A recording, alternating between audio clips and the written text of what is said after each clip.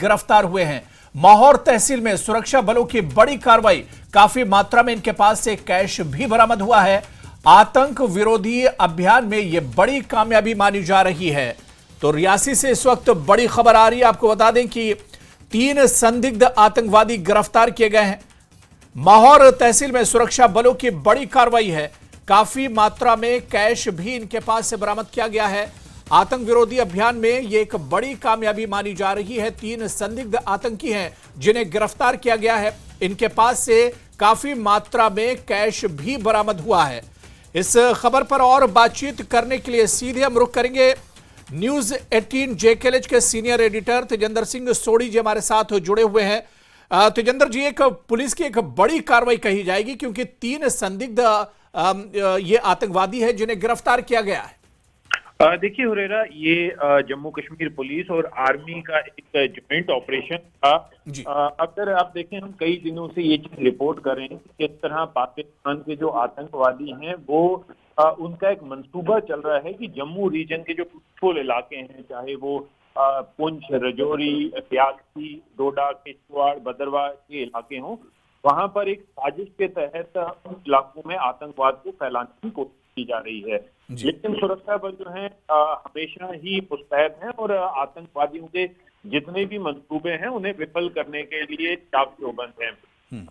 6 तारीख को ही 6 दिसंबर को बुद्धल इलाके से, रजौरी के बुद्धल इलाके से 2 OGW को सुरक्षा बलों ने, आर्मी जम्मू कश्मीर पुलिस ने अरेस्ट किया था। उसके बाद इन लोगों ने कुछ इनपुट दिए थे कि कुछ लोग जो हैं, जो आतंक के सस्पेक्ट हैं, वो लोग पुंछ, रजौरी और रियासी इलाके में आतंकवाद को फैलाने के लिए काफी भारी मात्रा में जो कैश है वो लाके आतंकवादियों को दे। उसी सिलसिले में आज सुरक्षा बलों ने एक जॉइंट नाका पार्टी जो है वो माहौर तहसील में एस्टैब्लिश की थी।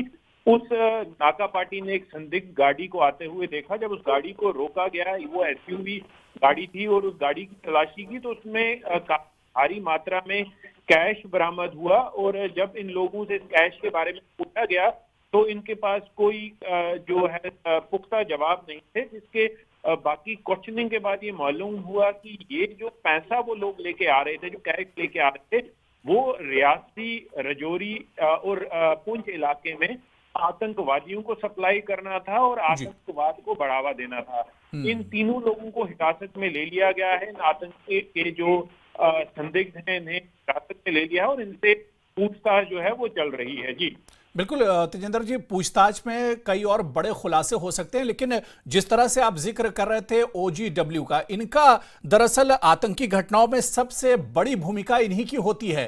पाकिस्तान के उस पार से जब ड्रोन के जरिए या घुसपैठ के जरिए जो पैसा या जो हथियार या नशीली जो दवाएं होती हैं उन्हें जो भेजा जाता है, उनकी दरअसल सप्लाई यही OGW ही करते हैं। तो इनकी भूमिका बहुत अहम होती है।